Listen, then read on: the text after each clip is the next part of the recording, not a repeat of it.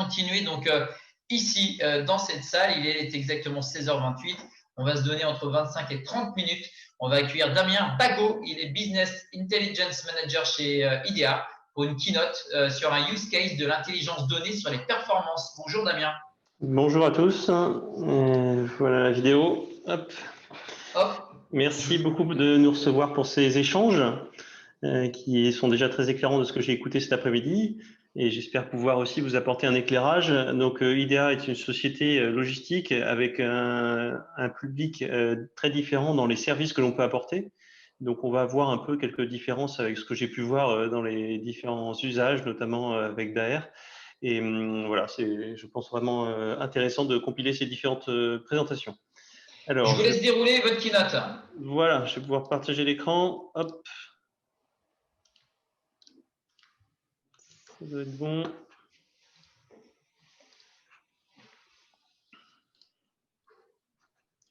C'est bon, vous voyez bien? Oui, on voit la présentation. Alors, vous n'êtes pas en mode présentateur? Je suis en grand écran normalement. Alors, pas chez nous. Moi, je le vois avec toutes les diapos. Tac, tac, tac, tac, tac. Et avec vos commentaires, etc., si besoin. C'est pas. Je vais partager.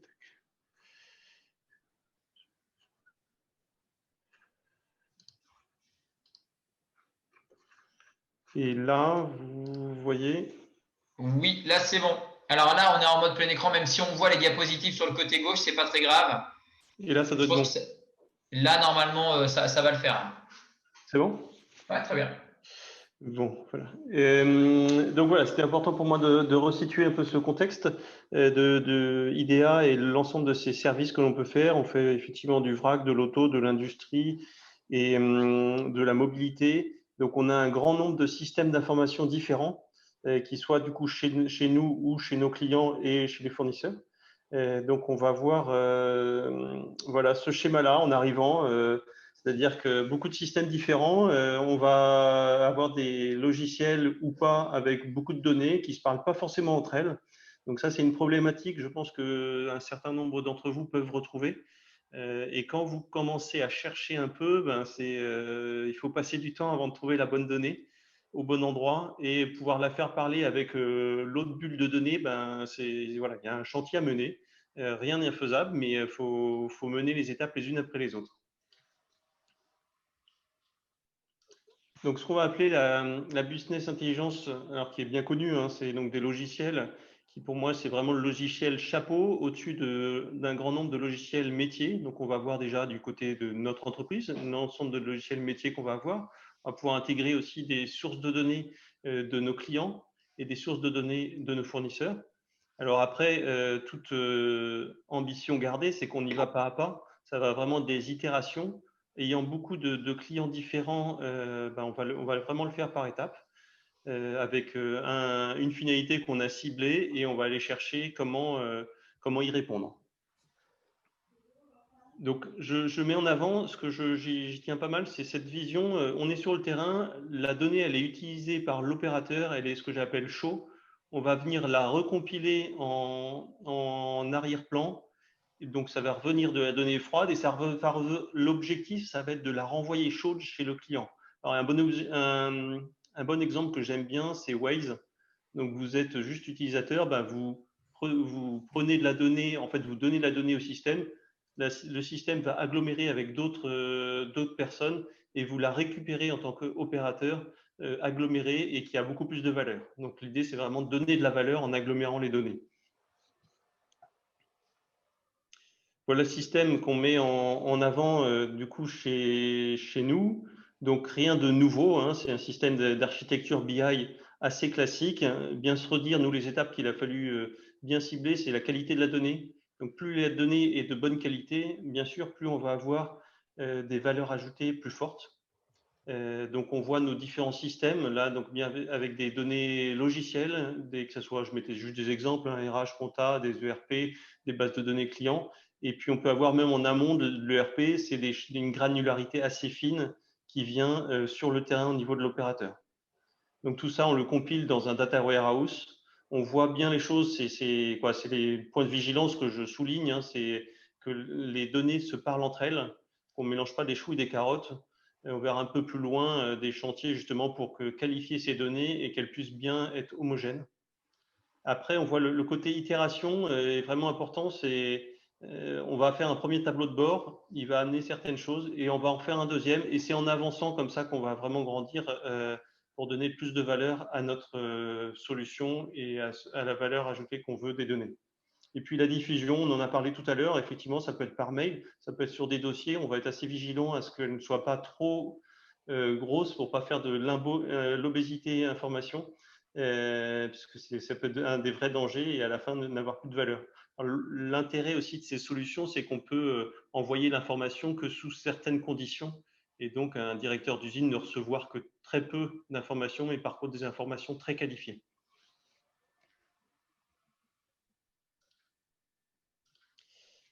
Ici, je parle bien des valeurs des données, de la qualité des données et de différents niveaux de service qu'on peut avoir. Donc, c'est vraiment important d'avoir des solutions robustes et pour pouvoir vraiment tirer bien profit. Donc, on va avoir on peut se dire un premier niveau. Déjà, c'est sachons bien décrire tout ce qui se passe sur une ligne logistique. C'est déjà une première étape. Nous, on va être beaucoup sur des clients sur plusieurs années. Et donc, c'est quel engagement on prend réciproquement pour aller à un niveau 1, 2, 3 ou 4. Et donc, c'est ensemble qu'on va avancer, puisqu'on ne peut pas avancer tout seul, souvent, sur ces choses-là. On a besoin des données du client, des données de chez nous, et puisqu'on est vraiment intégré chez nos clients, et pour pouvoir consolider et partager cette valeur ajoutée. Donc, la première chose, c'est effectivement, comme on pourrait dire sur la météo, connaître qu'est-ce qui se passe dehors. OK, il fait beau. Après, on va se dire, bon, bah, il fait beau, c'est pourquoi le diagnostic, il n'y a pas de nuages. Donc, ça va être à pouvoir automatiser ces choses-là. Et c'est très simple dans l'exemple que je propose. Mais après, si on peut les avoir en automatique et de travailler tout de suite sur la cause du problème, qui soit qualifié, qui nous arrive qualifié, ça amène tout de suite une autre valeur ajoutée. On peut avoir après cette valeur ajoutée, si elle peut être enrichie d'autres facteurs, ça serait encore mieux. Donc ça, on n'en est pas pour l'instant, on n'a pas ouvert cette partie-là d'enrichir de données de l'extérieur qui ne sont pas directement liées au métier. On peut avoir la partie préventif. Donc là, on le fait notamment pour de l'aéro, des exemples tout bêtes de charge CAPA. Mais quand ça peut être automatisé, c'est là où on va avoir cette vraie valeur ajoutée. Donc, ça veut dire qu'on va être sur des tendances futures. On voit un tableau de bord, bon, c'est bien, on a un instant T, mais on peut voir qu'est-ce qui va se passer sur les 2 semaines ou 2 mois qui vont arriver. Donc, effectivement, j'aime bien l'exemple toujours de la météo. C'est une fois qu'on commence à connaître comme il fait dehors, on peut projeter ce qui va se passer dans les 1 heure, 2 heures, 10 jours qui vont arriver. Et donc, ça amène en termes industriels, ça amène de la vraie valeur ajoutée. De pouvoir projeter cela et donner des premières règles de réaction. Alors, qu'est-ce que vous entendez par prédictif? Alors, voilà, le prédictif, c'est vraiment de prédire. On connaît l'histoire, on sait ce qui s'est passé, on va prédire. Donc, en agglomérant encore plus de données, là, on peut être sur une analyse d'une année, 2 années de ce qui s'est passé. Et du coup, de pouvoir détecter les premiers signes, ce que j'ai appelé dérives naissantes, les premiers signes qui vont faire que l'événement va arriver. Donc, je ne regarde pas juste ce qu'il y a dehors, j'ai fait toute une analyse, j'ai aggloméré des bases de données et je sais que c'est ce critère-là, quand il arrive, il amène des orages pendant 2 semaines, il y a une agglomération de choses qui vont être faites et on va pouvoir proposer, c'est une réaction directe. Donc, on va amener cette valeur ajoutée je dirais, entre guillemets, de prendre les clés du camion et de savoir dire déjà, il y a ce fournisseur, il va avoir, en ce moment, on a les diagnostics dans son usine, il y a un ralentissement, donc on va déjà réorganiser notre production pour pouvoir ne pas être pénalisé. Ou on va envoyer un deuxième transporteur, puisqu'on a contractualisé avec un deuxième transporteur pour ne pas être perturbé sur notre ligne de fabrication. D'accord. Et que faut-il comme élément pour faire du prédictif? Alors, c'est important dans cette partie-là, c'est effectivement de connaître l'histoire sur 1 ou 2 ans, à un niveau consolidé. Donc, il faut bien avoir fait les étapes 1 et 2 de manière structurée, parce que sinon, on ne pourra pas amener beaucoup de valeur, beaucoup de données qui seront qualifiées, qui nous permettront de faire un service prédictif. Donc ça, c'est vraiment une des premières choses, c'est une quantité de données qualifiées et aussi un contexte. C'est-à-dire, on a ce qu'on a vécu, mais avoir le contexte autour. Donc, qu'est-ce qui s'est passé? C'était les différentes étapes du chantier et qui valorisent cette partie-là. Du coup, de pouvoir prédire, on a vu l'histoire, on a vu le contexte, et du coup, nous, on sait que quand ça va arriver, comment ça va arriver. Et vous avez des exemples à nous donner? Alors, je pourrais vous mettre un des exemples que j'avais ici sur donc, le prédictif sur des stocks de consommables. Donc, nous, on œuvre assez régulièrement proche des usines industrielles. Alors, on pouvait reprendre, ça peut s'appliquer dans un certain nombre de nos clients, que ce soit Naval Group, dont vous avez parlé tout à l'heure, ou les chantiers de l'Atlantique, ou d'autres clients. Voilà, en dessous, le contexte industriel, un démarrage de pièces, après on va l'usiner, après on va faire des tests avant assemblage et puis l'assembler. Donc ça, c'est ce qu'on demande à rajouter après coup. Et nous, qu'est-ce qu'on aura vu? On aura vu effectivement des consommations. Ok, première partie, consommation plutôt forte de masques, et puis en T3, ça descend vachement. Donc, bon, rien d'exceptionnel, mais ce qui est intéressant, c'est que là, elle est qualifiée et qu'au prochain chantier qui va reprendre ces étapes-là, on saura prévoir qu'en T2, attention, là, il y a un gros volume. Donc, c'est prévoir effectivement des stocks, prévoir du personnel pour pouvoir absorber cette charge-là. Et après coup aussi, en T4, ne pas avoir trop de stock parce qu'on sait que c'est peut-être c'est peut-être la fin de ce chantier chez ce client, donc il faut minimiser pour le client ces stocks-là. Donc je pense que c'est ça qui est très simple ici, mais quand on le reproduit au niveau d'un magasin avec beaucoup de pièces, ça peut s'avérer très pertinent d'avoir des modèles de données, de l'intelligence artificielle qui peut derrière tourner pour améliorer et adapter vraiment les effectifs et les stocks. Donc ça, c'est des objectifs vers lesquels on va, pouvoir mettre après des algorithmes d'intelligence artificielle sur ces données. Aujourd'hui, on est plutôt sur les étapes 1, 2, 3 que de faire déjà du prédictif sur ces stocks et sur le personnel. Il me paraissait intéressant, donc j'avais dit, c'est de descendre sur, la BI, elle peut avoir beaucoup d'applications. Une des applications qui redescend souvent, c'est effectivement des tableaux de bord. On pourrait aller sur de la maintenance prédictive, on pourrait aller sur d'autres choses. Moi, je voulais revenir là-dessus, ce sont des piliers. Donc, définir ce job qu'on lance en ce moment et qu'on a lancé chez nous, c'est bien définir les tableaux de bord à différents niveaux. On est assez humble, je dirais, vu la variété de systèmes d'information qui vont en entrée. Et c'est derrière, les données, elles viennent d'où? Elles viennent de nos données, un ERP, un WMS, un TMS, ou des données clients. Et donc là, ça peut être aussi une difficulté de les intégrer. On en a parlé tout à l'heure, attention aux coûts que ça peut générer. Donc il faut bien cibler les choses. Et puis les données dans notre flux, quand il n'y a pas d'information, c'est très important de se dire, OK, comment on peut la récupérer?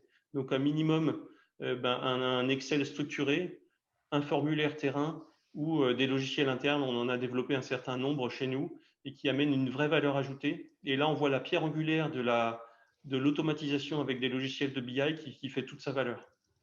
Et à l'intérieur, une fois qu'on a fait ça, souvent on peut s'arrêter là et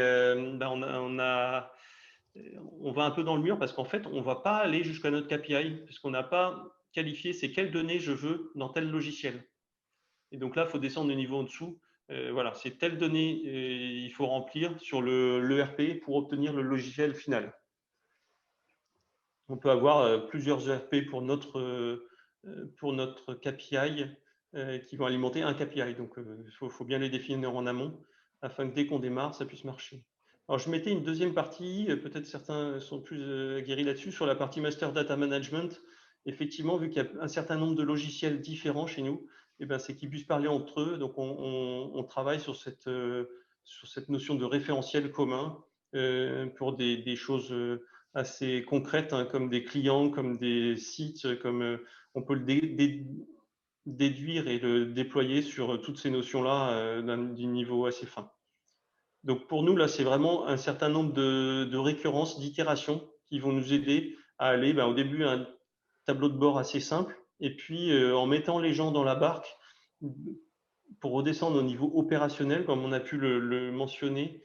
Les opérationnels vont monter dedans, vont y croire, ils vont aller à un niveau d'après, ils vont être moteurs pour le niveau d'après. Et ça va aider après à l'adhésion de ces personnes-là. On l'a vraiment concrètement perçu là sur les premiers tableaux de bord j'avais fait, et hop, en mettant des choses peut-être plus simples, en fait, les gens sont montés dedans, ont amené de la valeur ajoutée, et on a redéfini ce qui était pourtant déjà bien défini. Donc là, une des clés, c'est effectivement voir l'existant, et puis la roadmap, une première roadmap. On va revenir et on va redéfinir une deuxième roadmap, etc. Voilà un des exemples. Le côté design n'est pas très travaillé, mais voilà, ça sort vraiment des gens du terrain. On s'est défini, c'est ça qu'on veut. On arrive à une première valeur ajoutée, et on va faire une V2 et on va faire une V3.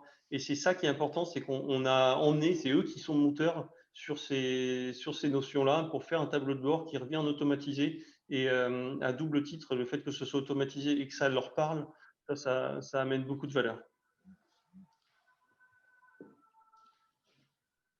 Vous avez un exemple de tableau, ouais, c'est ça, hein, c'est l'exemple de tableau de bord automatisé. Oui, voilà, ça c'est le tableau de bord automatisé, et j'insiste beaucoup sur le. Nous, on a 52 sites voilà, de ce besoin d'embarquer les gens opérationnels, que ça soit tiré par les gens opérationnels, la démarche de la BI, pour que ça accélère et que ça puisse marcher à différents niveaux. C'est vraiment le sujet en filigrane de cette conférence depuis tout à l'heure, hein, l'opérationnel. Oui, oui, l'opérationnel qui bénéficie de cet effet optimisation et automatisation. On a vraiment des métiers, comme je redisais, mais c'est vrai quand on va comparer entre du vrac qui va décharger des camions de vrac, et puis ceux qui vont travailler chez Airbus, c'est des métiers quand même assez différents. Et donc, il faut que les données leur parlent, soient proches, leur parlent et parlent à leurs clients. Et ça nous donne vraiment de la valeur ajoutée. On a un des exemples on est en partie on travaille chez ASN, là, donc des câbles sous-marins, et on était en partie juste qu'est-ce qui se passe on dépose les câbles en bas de cuve.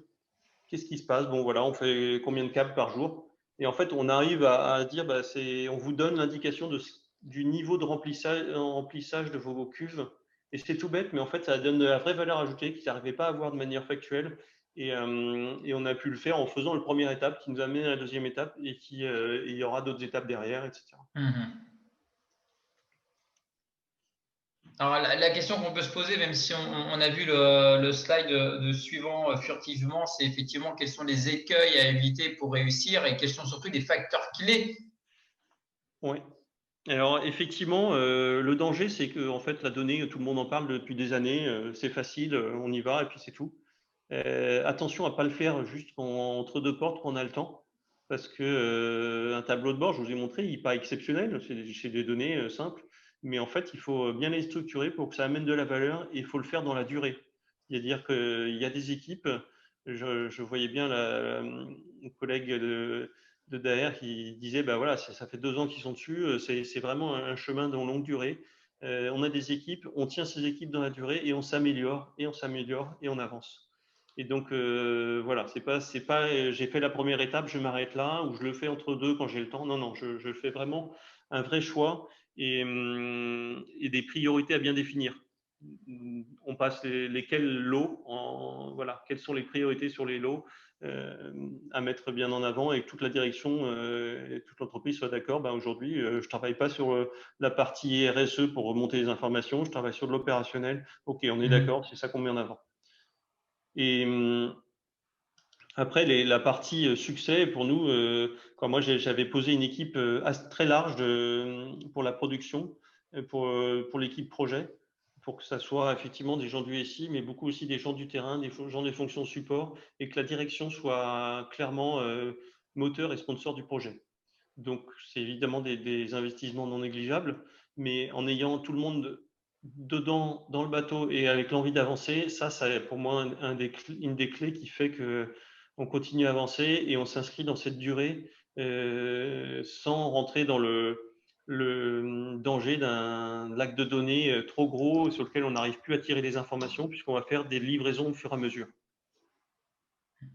Alors, c'est intéressant ce que vous dites. Ça revient sur la gouvernance dans ce type de projet qui est moteur. Voilà, c'est ce dont a parlé tout à l'heure Yacine. Oui, tout à fait. Effectivement, Je ce sont pensais les. bien à sa présentation. Ouais, complètement. Ouais. Non, mais c'est bien, ça se recoupe. Hein. Ouais. Et le danger qu'il soulignait, c'est effectivement un trop gros lac de données où on a fait, mais après, on n'en a pas tiré les clés. Je repensais, voilà, un autre clé de succès pour moi, c'est cette vision à deux niveaux. Vraiment une vision, il faut aussi avoir cette vision long terme, à 2-3 ans, mais il faut faire une vision très court terme. Je reprends souvent quand on apprend à conduire, voilà, il faut avoir cette double vision, je me revois exactement là-dedans. Et concrètement, juste devant, il faut livrer des premières choses, on avance, hop, mais pourtant, je sais qu'on va là-bas avec un tableau de bord global, avec des valeurs ajoutées fortes, du prédictif, etc. Donc, Très bien. donc oui, ça nous amène vraiment sur cette vision-là. Et l'autre clé de succès, c'est ne pas négliger la qualité des données. Donc, de temps en temps, le danger, ça serait je remplis rapidement un petit fichier Excel, c'est pas compliqué, mais structurer les choses et avoir de la qualité de données, c'est qu'après, on peut les automatiser et on peut gagner sur l'ensemble de la chaîne. Et on a vraiment, en fait, on a mis en place des fondations solides de notre maison pour pouvoir passer un étage au-dessus et après, on ne joue plus qu'à l'étage au-dessus, quoi. On ne réfléchit plus à chaque fois à se dire est-ce que c'est bien solide mes fondations. Très bien. Voilà. Alors, je voulais ouvrir un peu juste sur quelques champs d'application. Moi, je vois alors qui sont des exploitations de données consolidées au quotidien, c'est-à-dire, alors j'en ai parlé rapidement tout à l'heure, effectivement, au quotidien, je vais gagner ce phénomène que les données qui m'arriveront seront déjà consolidées. Donc, je passe d'un temps où je venais consolider les informations qui viennent bien du terrain à un temps où ces informations, je passe plus le temps à les consolider, je passe du temps à les analyser et à prendre des décisions. Vraiment dans la partie décisionnelle, que l'on veut pas juste je dirais du tableau de bord direction, mais que je veux aussi du tableau de bord proche du terrain. Et qui doit être cohérent, d'où l'intérêt de ce lac de données qui a été travaillé avec de la qualité de données, mais aussi avec des chantiers MDM où les choses se parlent. Quand on parle d'un site sur un WMS ou sur l'ERP, si c'est le même site, on a travaillé ensemble et on a validé que c'était la même chose. Donc ça nous a beaucoup structuré aussi dans le fonctionnement. OK. Et du coup, je mettais un autre point, voilà, c'est réagir plus rapidement aux remontées du terrain. On peut avoir des exemples. Nous, on transporte donc des produits, des palettes ou des grands ensembles métalliques. Donc, ça peut prendre un peu de temps de déplacer de gauche à droite. Et donc là, on sait qu'il y a eu un aléa de chantier. En ce moment, ils sont en train de faire sur la route normale d'utilisation, ils sont en train de faire un chantier. Donc le premier opérateur qui passe le voit et puis le deuxième, le premier peut le prévenir et le deuxième, du coup, il aurait directement la réalité augmentée. Donc il saurait qu'il ne faut pas passer par là. Le client peut être prévenu avec des tableaux. On fait ça chez Airbus. Hein, il sait qu'il va arriver dans 5 minutes. Il y a le prochain wagon qui va arriver. Et donc ça, c'est des remontées de terrain. On en a quelques cas d'exemple, mais on peut le remonter sur des petits clients et ça a vraiment beaucoup de valeur de pouvoir le remonter chez des petits clients. Ah oui, c'est une belle valeur ajoutée, effectivement. Oui, donc ça, voilà. Après, on peut ouvrir l'univers, on travaille pas mal aussi là-dessus, hein, sur les objets connectés, plein de remontées de données qui remontent. Un des intervenants en parlait tout à l'heure, hein, c'était Team Code, je crois, sur cette Jacques Descartes, quantité. ouais. On n'est plus sur du manuel, on est sur de l'automatisé. Et du coup, ça démultiplie les entrées et il faut pouvoir avoir la capacité de les intégrer. Et donc, il le disait bien, c'est d'avoir des logiciels adaptés pour intégrer ces données beaucoup plus nombreuses. Voilà, j'ai fini de… Je ne sais pas s'il y a des questions sur… Alors, vous savez quoi, c'était pas prévu, mais on va l'inviter. Je vais demander à Jean-Baptiste Bernicot, le directeur innovation d'IDEA, d'intervenir si ça vous dérange pas, bien sûr, Très Damien. bien. Non, très bien, pas de problème. Je ne savais pas vu qui était là. Si, il est connecté. Alors, je vais demander à Maël et Françoise du PASCA de bien vouloir le mettre, de mettre à l'antenne. Bonjour tout le monde, je ne sais pas si vous m'entendez. Si, merci Bonjour. d'être avec nous. Alors, c'était pas prévu, mais on en profite, hein, puisque vous Ouais, êtes. Alors, je vais remettre aussi ma caméra. Qu'est-ce que vous aimeriez rajouter sur la présentation de Damien, qui par ailleurs a été excellente? Moi, c'est mon prédictif qui m'avait pas permis de me rendre dispo et finalement, c'était un prédictif foireux, donc je peux être parmi vous et j'ai pu assister à l'intervention de Damien. Et juste en complément à la présentation de Damien, j'insiste vraiment sur un point où le prédictif, c'est ce dont tout le monde rêve, et y compris nos dirigeants. Et le problème et le vrai écueil auquel on a pu tous être confrontés dans nos vies antérieures et actuellement, c'est que souvent, quand on s'embarque dans de la BI ou de la data, on veut tout de suite aller au niveau du prédictif. On est dans une activité de service et donc on pense tout de suite à la valeur qu'on va pouvoir vendre aux clients, et donc on va partir direct sur vendre le Waze à nos clients le plus rapidement possible. Et donc, quand un Damien Bagot arrive chez nous, chez IDEA, j'insiste sur le fait que Damien n'est pas un informatologue, un fou de data, c'est quelqu'un qui a un opérationnel de culture. Et donc, ça a été un truc qui n'a pas été évident au départ, d'expliquer que ça allait être long, que ça allait coûter de l'argent aussi. Ce n'est pas évident pour une entreprise de savoir quel est le budget raisonnable par rapport à la valeur qu'on estime pouvoir créer, quel est le montant qu'on va devoir inscrire dans nos dépenses sur les prochaines années. Quant la première idée de la BI, c'est de dire, moi, dans 3 mois, je vais pouvoir vendre au chantier Atlantique le tableau de bord génial. Oui. C'est un travail qui est beaucoup plus long. Et le fait d'avoir une fibre opérationnelle de Damien fait qu'en fait, on part vraiment par la première valeur ajoutée qui nous intéresse dans une entreprise de faiseurs comme nous, c'est celle qui est apportée à nos faiseurs, à nos chefs d'équipe, à préparer fait miroir. Ça peut arriver aux homologues opérationnels de nos clients.